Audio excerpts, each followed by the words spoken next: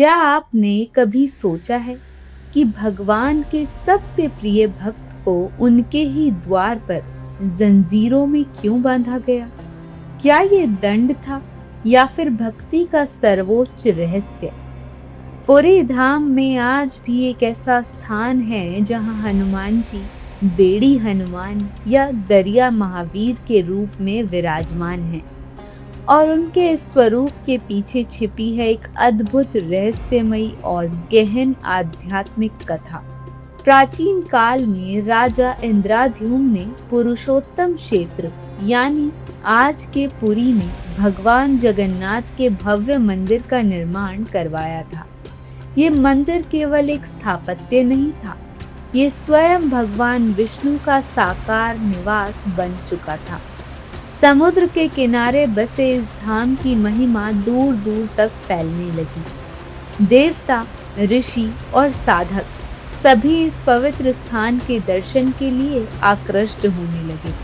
इसी समय समुद्र के स्वामी वरुण देव के हृदय में भी अपने प्रभु के दर्शन की तीव्र इच्छा जागी। वरुण देव जानते थे कि उनके आराध्य अब उनके ही तट पर विराजमान हैं।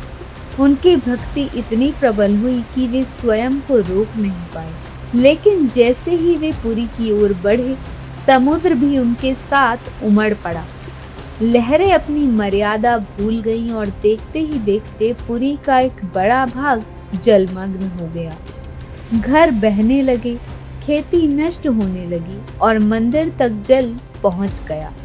ये कोई सामान्य आपदा नहीं थी, ये एक भक्त का अपने भगवान से मिलने का आवेग था, जो अनजाने में विनाश का कारण बन गया। डरे हुए नगरवासी भगवान जगन्नाथ के चरणों में पहुंचे।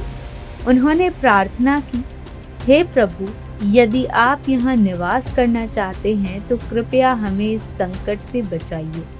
आपके दर्शन के लिए वरुण देव बार बार आते हैं और हमारा जीवन संकट में पड़ जाता है। भगवान जगन्नाथ समझ गए कि ये केवल एक समस्या नहीं, बल्कि भक्ति और मर्यादा के बीच संतुलन की परीक्षा है। तब भगवान ने उस शक्ति को स्मरण किया जो अपार बल के साथ साथ अटूट भक्ति का भी प्रतीक है, पवन पुत्र हनुमान।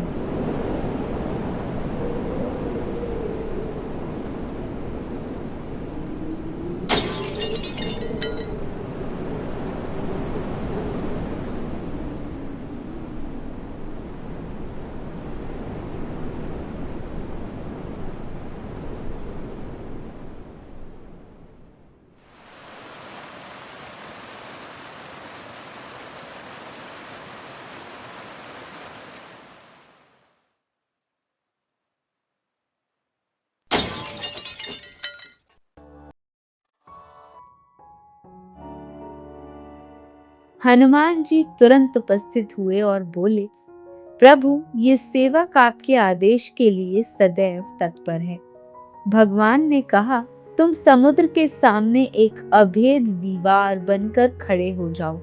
एक भी लहर मेरे भक्तों तक नहीं पहुंचनी चाहिए।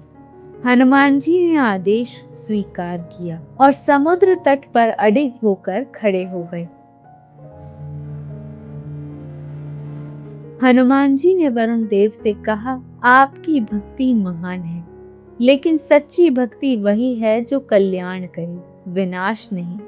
वरुण देव ने अपनी मर्यादा स्वीकार की और समुद्र शांत हो गया। पूरे धाम में फिर से शांति स्थापित हो गई। समय बीतता गया, हनुमान जी अपने कर्तव्य में लगे रहे, लेकिन एक छोटी सी बात ने सब कुछ बदल दिया।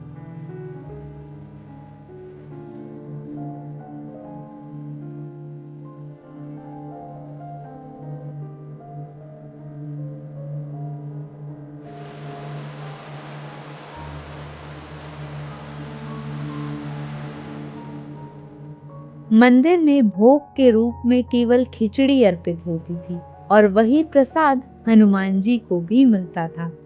धीरे धीरे उनका मन ऊबने लगा। अयोध्या के स्वादिष्ट लड्डू, मालपुए और फलों की स्मृतियां उन्हें आकर्षित करने लगी। एक दिन उन्होंने सोचा, थोड़ी देर के लिए चला जाऊं, फिर लौट आऊंगा, प्रभु को क्या पता चलेगा। और यही सोचकर वे अपना स्थान छोड़कर अन्य तीर्थों में जाने लगे। जैसे ही हनुमान जी तट से हटते, समुद्र फिर उफनने लगता। पुरी में फिर संकट लौट आता।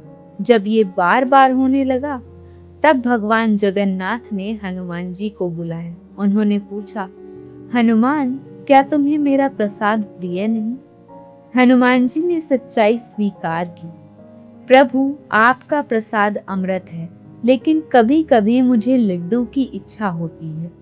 भगवान मुस्कुराए, लेकिन उनका निर्णय कठोर था। भगवान ने कहा, तुम्हारी शक्ति महान है, लेकिन तुम्हारा मन अभी भी चंचल है।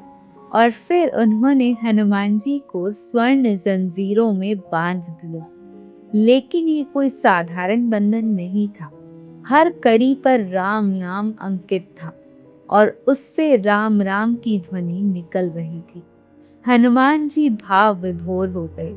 उन्होंने कहा, प्रभु, ये दंड नहीं, ये तो आपका नाम है और मेरे लिए इससे बड़ा कोई मोक्ष नहीं है। भगवान ने आगे कहा, आज से यहाँ केवल खिचड़ी नहीं, बल्कि 56 प्रकार के भोग अर्पित किए जाएंगे। लड्डू, मालपुआ, पीठा, हर व्यंजन जो भक्तों को आनंद दे सके। ये महाप्रसाद संसार के लिए मोक्ष का मार्ग बनेगा।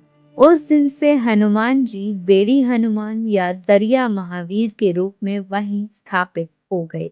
और आज भी पूरी धाम की शांति और सुरक्षा उनकी अडिग भक्ति का प्रमाण है।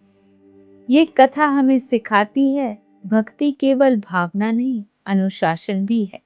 और भगवान का नाम ही वो बंधन है जो हमें भटकने से रोकता है। अगर आपको ये कथा पसंद आई हो तो सनातन गुरुज को सब्सक्राइब और वीडियो को लाइक करना ना भूलें। जय श्री राम, जय बजरंगबली, जय जगन्नाथ।